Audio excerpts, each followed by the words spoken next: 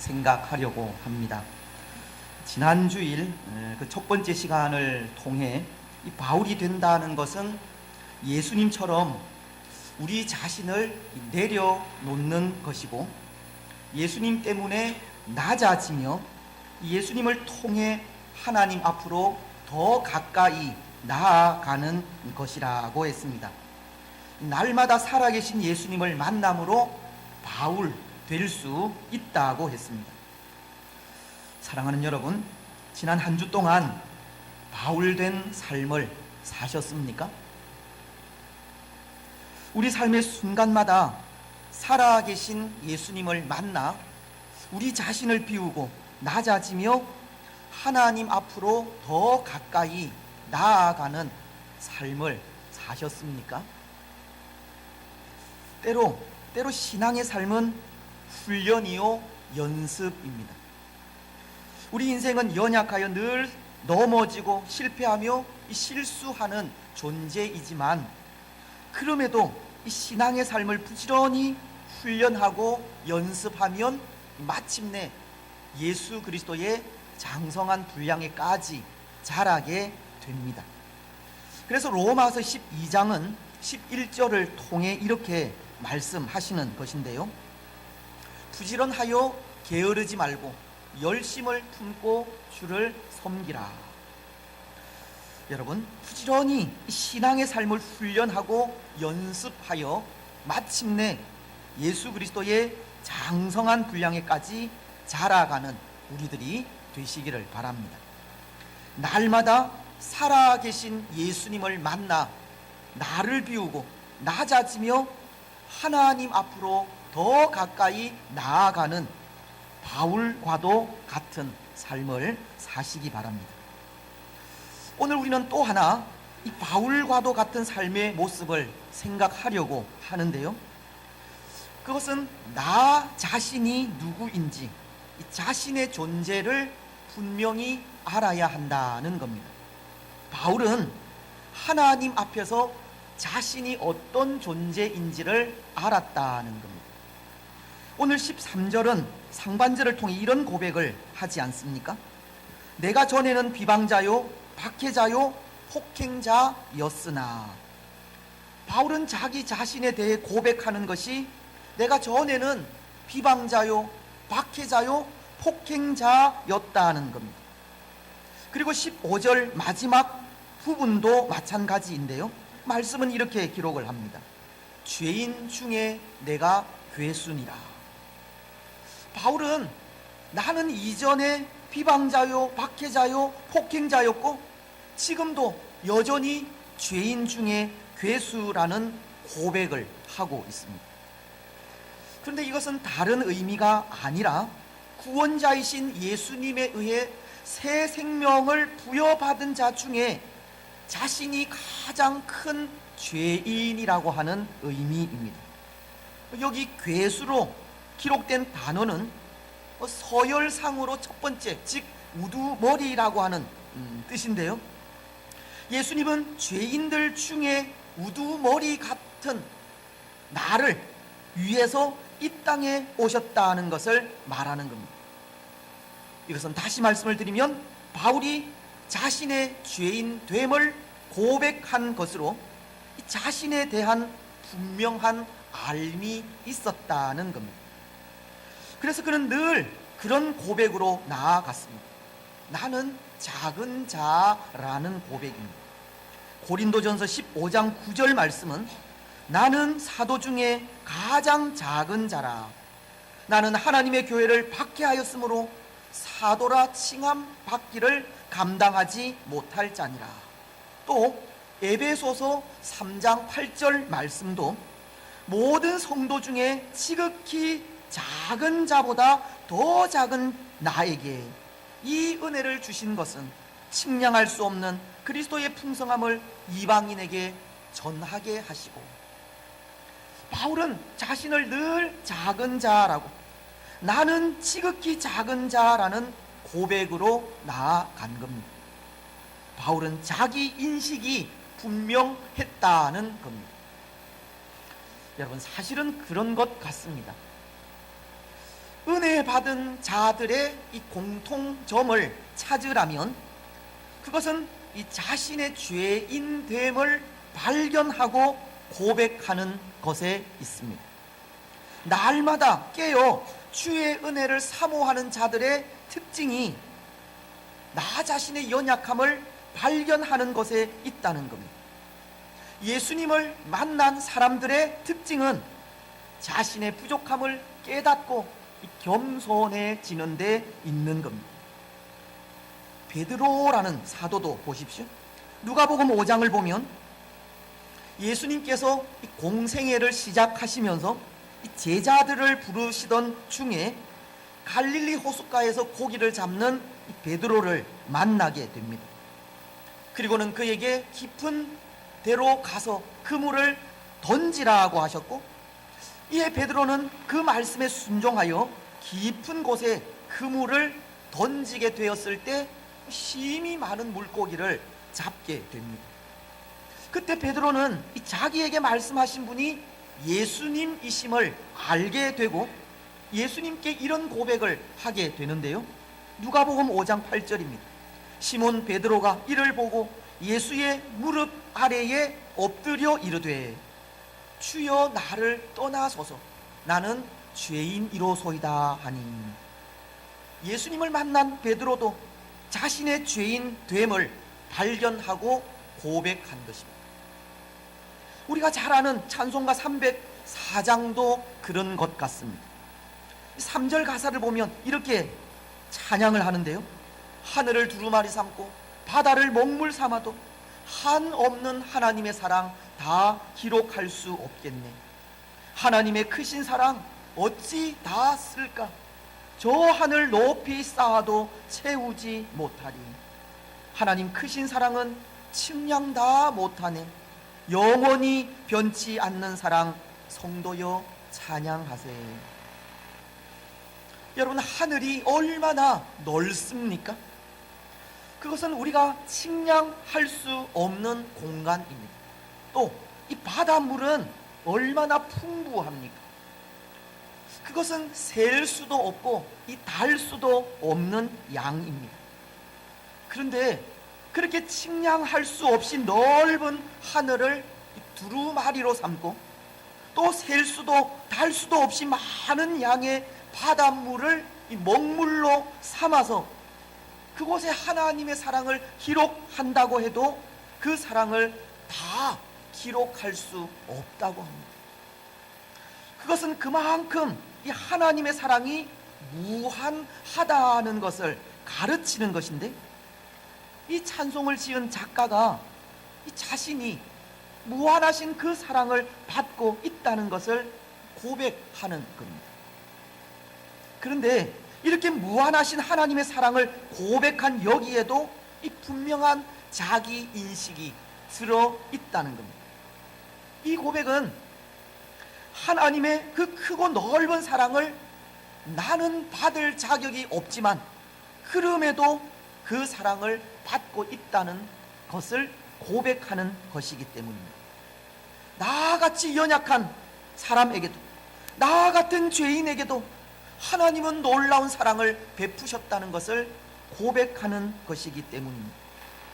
나 같은 죄인에게까지 주어질 만큼 하나님의 사랑은 무궁하다고 죄인인 자신에 대한 분명한 고백을 하고 있는 겁니다. 마치 사도 바울이 죄인 중에 내가 괴순이라 라고 고백한 것과도 같이, 나는 지극히 작은 자라고 고백한 것과 같이 이 찬송의 작가도 그런 고백을 하고 있는 겁니다. 은혜 받은 자들의 공통점이 자신의 연약함을 발견하고 고백하는 것에 있다는 겁니다. 날마다 깨어 주의 은혜를 사모하는 사람들의 특징이 죄인됨을 발견하는 것이고, 예수님을 만난 사람들의 특징이 자신의 부족함을 발견하고 겸손해지는 데 있다는 겁니다. 사랑하는 여러분, 오늘 우리는 어떻습니까? 은혜 받은 자로서 우리는 우리의 연약함을 날마다 발견하고 있습니까? 우리 자신의 죄인 됨을 고백하며 하나님의 은혜를 간구하고 있습니까? 우리 자신의 부족함 때문에 늘 겸손하게 하나님의 은혜를 간구하며 살아가고 있습니까? 오늘 우리에게 그것을 깨닫는 일이 얼마나 중요한지 모릅니다. 그것을 깨닫지 못하면 우리는 정말 바울 되기 전에 사울처럼 살아갈 수밖에 없기 때문입니다. 우리 자신의 연약함을 깨닫지 못하면 우리는 여전히 비방자요, 박해자요, 폭행자로 살아갈 수밖에 없기 때문입니다. 비록 교회는 다니고 있을지 모르지만 죄인 중에 괴수라는 이 분명한 자기 인식이 없다면 여전히 내 성격대로, 내 주장대로, 내 마음이 원하는 대로 신앙생활을 할 수밖에 없기 때문입니다. 그 삶 속에는 하늘을 두루마리 삼고 바다를 먹물 삼아도 한없는 하나님의 사랑 다 기록할 수 없다고 하는 고백을 할 수가 없습니다. 나는 지극히 작은 자라고 하는 고백을 할 수 없습니다. 결코 바울이 될 수 없는 겁니다. 사랑하는 여러분, 오늘 우리는 우리의 연약함을 발견하시고 우리의 부족함을 고백하시기 바랍니다. 우리의 연약함에 늘 겸손하게 살아가시고 그 연약함 때문에 예수님이 필요하다는 것을 고백하시기 바랍니다. 그래서 그 삶 속에 하나님의 한없는 사랑이 부어져 바울처럼 그 무한하신 사랑을 찬양하고 감사하며 살아가는 우리들이 되시기를 바랍니다. 바울도 보십시오. 지금 바울도 하나님의 그 무한하신 사랑을 찬양하고 감사하고 있는데요, 12절을 다시 보시면 말씀을 통해 그가 고백하는 것이 이렇습니다. 12절 말씀 우리 같이 읽었으면 좋겠습니다. 12절입니다. 시작. 나를 능하게 하신 그리스도 예수 우리 주께 내가 감사함은 나를 충성되이 여겨 내게 직분을 맡기심이니. 아멘. 이 바울은 죄인 중에 괴수인 나를, 여전히 비방자요 박해자요 폭행자인 나를 하나님께서 충성되이 여겨서 이런 귀한 사도라는 직분을 맡기셨다는 고백을 하면서 그 은혜에 감사하고 찬양하고 있는 겁니다. 자신의 연약함과 부족함에도 불구하고 직분을 맡기신 것이 너무나도 감사하다는 겁니다. 근데 여러분, 바로 이것이 하나님의 은혜이지 않습니까? 이것이 하나님의 은혜입니다. 왜냐하면 하나님의 은혜는 거저 주시는 하나님의 선물이기 때문입니다. 하나님의 은혜는 도저히 은혜 받을 수 없는 자들에게도 주어지는 것이기 때문입니다. 그래서 칼빈의 5대 교리를 보면 그 가운데 하나가 무조건적인 선택이라고 하는 교리가 있는데요, 하나님의 선택에는 이 조건이 없다는 겁니다. 때로 이 사람은 정직하고 성실하기 때문에, 또 이 사람은 선하고 거룩하기 때문에 은혜 받을 수 있지만, 저 사람은 선하지도 않고 정직하지도 않으며 거룩하지도 않기 때문에 은혜 받을 수 없다는 것이 아니라는 겁니다. 바울도 보십시오. 하나님은 바울을 충성되이 여기셨다고 하지 않습니까? 여기 충성되이 여기셨다는 것은 하나님께서 바울을 믿을 만한 존재로 여겨주셨다고 하는 의미입니다. 사실은 믿을 수 없는 존재이지만 그럼에도 믿어주셨다고 하는 말입니다. 예수님을 핍박하던 사울을, 예수님을 믿는 사람들을 박해하러 잡으러 다닌 그 사람 사울을 하나님은 그저 믿어주신 겁니다. 어떤 조건이 충족되었기 때문이 아니라 그 조건과는 상관없이 하나님은 바울을 믿어주셨다는 겁니다. 그래서 로마서를 보면 5장 8절은 이렇게 말씀을 하십니다. 우리가 아직 죄인 되었을 때에 그리스도께서 우리를 위하여 죽으심으로 하나님께서 우리에 대한 자기의 사랑을 확증하셨느니라. 우리가 죄인이었을 때 하나님은 그럼에도 우리를 위해 예수님을 십자가에 내어주셨다고 하시듯, 바울도 여전히 비방자요 박해자요 폭행자였을 때, 바울이 죄인 중에 괴수였을 때, 아니 그 이전부터 하나님은 바울을 알고 믿어주시는 겁니다. 하나님은 그의 행위를 보지 않았다는 겁니다. 조건을 보시지 않았습니다. 여러분, 바울에게 이 일이 얼마나 감격스러운 일이겠습니까? 그런 하나님의 무조건적인 사랑을 받은 겁니다. 그래서 그 은혜에 늘 자신을 지극히 작은 자라고 하면서 나의 나된 것은 오직 하나님의 은혜라는 고백을 하게 된 것입니다. 그 은혜와 사랑을 감사하며 찬양하는 겁니다. 여러분, 오늘 우리가 받은 은혜도 그런 은혜입니다. 우리가 죄인이었을 때 하나님의 은혜는 주어졌습니다. 우리가 죄인이었을 때 예수님은 우리를 위해 십자가에서 죽으셨습니다. 우리가 죄인이었을 때 하나님은 우리를 믿어 주셨고 불러 주셨습니다. 우리가 죄인이었을 때 이미 우리를 하나님의 자녀로 선택해 주신 겁니다. 그 일이 얼마나 감사한 일인지 모릅니다. 그래서 오늘 우리도 그 일을 감사하면서 그것이 오직 하나님의 은혜라는 것을 고백하지 않을 수 없습니다. 사랑하는 여러분, 오늘 우리는 우리가 죄인이었을 때 이미 그때부터 하나님은 우리를 믿어주시고 불러주셨다는 것을 기억하시기 바랍니다. 그 사랑을 기억하면서 바울처럼 나의 나된 것은 오직 하나님의 은혜라는 고백으로 늘 감사하며 살아가시기를 바랍니다. 그런데 여러분, 여기에 또 하나 우리가 기억할 것이 있는데요, 오늘 우리가 하나님의 무한하신 사랑을 받기까지 예수님께서 우리를 위해 행하신 일을 기억하는 일입니다. 예수님께서 우리를 위해 행하신 일을 기억하면서 오늘 우리가 받은 이 놀라운 은혜를 헛되이 여기지 않는 일입니다. 오늘 15절 말씀은 이렇게 말씀을 하십니다. mit보다 모든 사람이 받을 만한 이 말이요, 그리스도 예수께서 죄인을 구원하시려고 세상에 임하셨다 하였도다.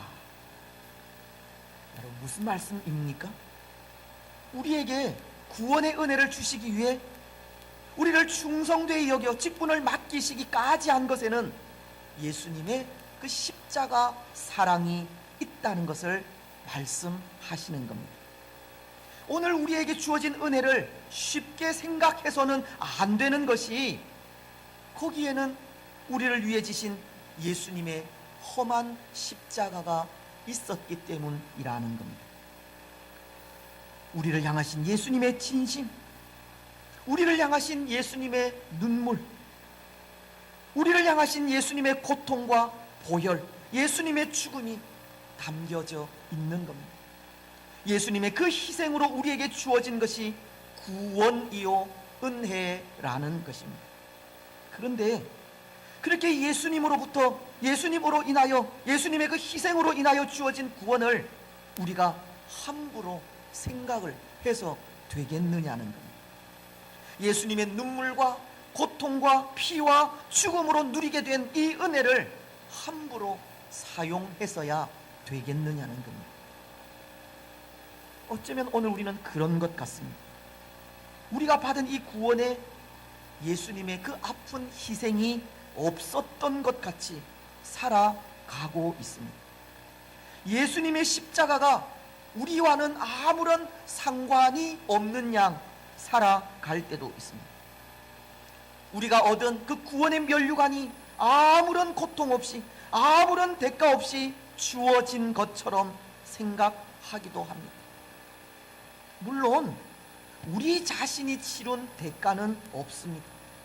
우리를 대신해서 예수님께서 그 대가를 치러 주셨을 뿐입니다. 하지만 우리가 치룬 대가가 없다고 그것이 그저 얻어진 것입니까? 우리가 치룬 대가가 없다고 그것을 함부로 생각해도 되는 것입니까? 아닙니다. 결코 아닙니다. 우리는 우리에게 주어진 은혜를 함부로 생각해서는 안 되고, 우리가 치룬 대가가 없다고 쉽게 생각해서도 안 됩니다. 예수님께서 우리 대신 그 아픈 대가를 치러 주셨기 때문입니다. 그 희생의 대가를 지금 우리가 누리고 있는 것이기 때문입니다. 그래서 우리는 우리에게 주어진 은혜를 쉽게 생각해서는 안 되는 겁니다. 뿐만이 아니라 오늘 우리에게 주어진 이 은혜를 쉽게 생각해서는 안 되는 것이, 거기에는 하나님의 인내가 있기 때문입니다. 하나님의 오래 참으심이 있었다는 겁니다. 오늘 16절을 보시면 이렇게 말씀하시지 않습니까? 그러나 내가 긍휼을 입은 까닭은 예수 그리스도께서 내게 먼저 일체 오래 참으심을 보이사. 바울은 하나님께서 내게 긍휼을 입혀 주셨는데, 내가 긍휼을 입은 까닭은 예수께서 내게 먼저 일체 오래 참으심을 보이셨다라고 합니다. 여러분, 여기 바울이 내가 긍휼을 입은 까닭은 이라고 하시는 이 말씀이 어떤 의미이겠습니까? 내가 하나님의 일을 하는 사도가 된 것은 이라고 하는 뜻입니다. 그런데 바울이 그렇게 사도가 된 이유, 그 까닭이 어디에 있다는 말입니까? 예수 그리스도께서 먼저 일체 오래 참으심을 보이사 하나님의 인내에 있다는 말입니다. 이전에 죄인 중에 괴수로서 예수님을 인정하지 않고 예수님을 부인하던 자신을 길이 참으시고 기다려주신 하나님의 인내가 사도가 되게 하셨다는 말입니다. 로마서 8장 26절 말씀처럼 이와 같이 성령도 우리의 연약함을 도우시나니 우리는 마땅히 기도할 바를 알지 못하나 오직 성령이 말할 수 없는 탄식으로 우리를 위하여 친히 간구하시느니라.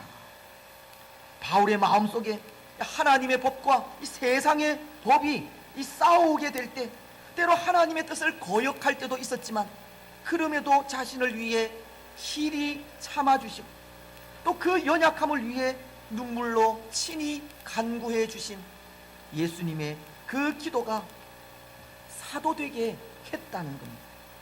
그렇게 길이 참고 기다리시며 눈물로 기도해 주신 하나님의 은혜로 사도의 직분을 감당할 수 있게 되었다는 겁니다. 바울의 사도됨에는 하나님의 오래 참으심이 있었다는 겁니다. 그렇습니다. 사랑하는 여러분, 오늘 우리를 위해서도 하나님은 그렇게 길이 참고 기다리십니다.